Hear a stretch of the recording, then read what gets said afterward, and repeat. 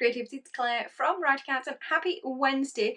Now, if you didn't see this morning, I shared some tips from Tizit Co about what to do when you've tried all the things and nothing seems to be working. And now, although the article is particularly around marketing for your handmade shop, I really think that article could apply to marketing for absolutely any business. And as part of that, I just wanted to talk just a little bit about consistency, because I've seen a lot of people, I hear a lot of people saying, if I was just more consistent, I'm just not consistent enough. And a whole thing around consistency and how it's really hard to achieve. But I want to say, when we want to change something, what I find really helpful is to look at where I'm already doing the thing. So if I say I'm struggling with consistency on posting on Instagram, and if you visit my Write Designs Instagram, you'll find that's very true. If I keep saying I can't be consistent, I'm struggling with consistency, maybe I could look at places where I am consistent. So on this channel, Write Accounts, I am very consistent, and I've built that consistency. It didn't just happen by magic. I built that consistency, and I could use that consistency or consistency from any area in your life. So ask the question, where are you consistent? You know, do you have a consistent morning routine? Do you have a consistent lunchtime routine? Do you have a consistent thing you do every Saturday like we do, going to the farmer's market?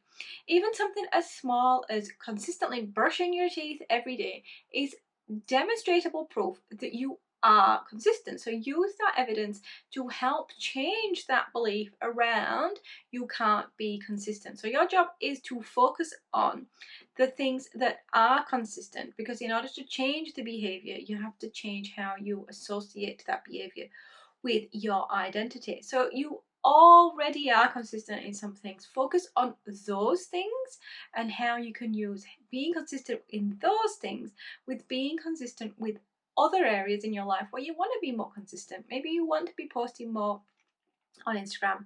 Well, how could you build that into where you're already consistent? Could you post on Instagram after you brush your teeth? Like, can you build it into another habit that already exists so that you realize when you brush your teeth, you go on Instagram, you post a story, you post something on Instagram.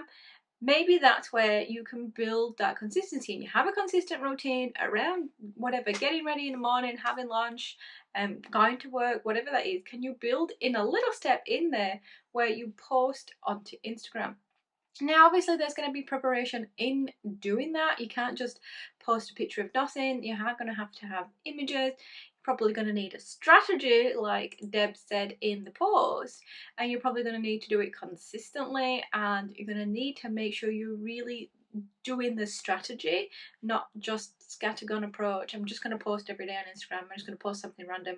Really have no idea where I'm trying to drive this. Now, I am not an Instagram strategy expert by far, but you need to do the research. So do the prep, do the research, figure out your strategy, and then look at how can I slot this into the places I'm already consistent, how can I acknowledge that I'm already consistent, and then build it out from there.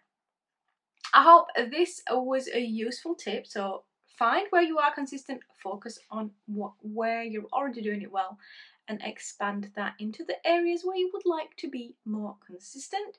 And also, you need to think about setting some time for that, dedicating some time to achieving your consistency goal.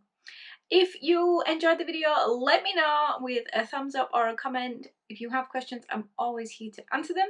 And otherwise, I will be back on Friday where we're talking about this week's topic, which is 5 signs you have outgrown your bookkeeping software. So if you have a package, maybe you're paying for something, maybe you're not paying for something, but you are using a bookkeeping software or a bookkeeping system, we're going to talk about the signs that you have outgrown it, because we can outgrow systems and software too.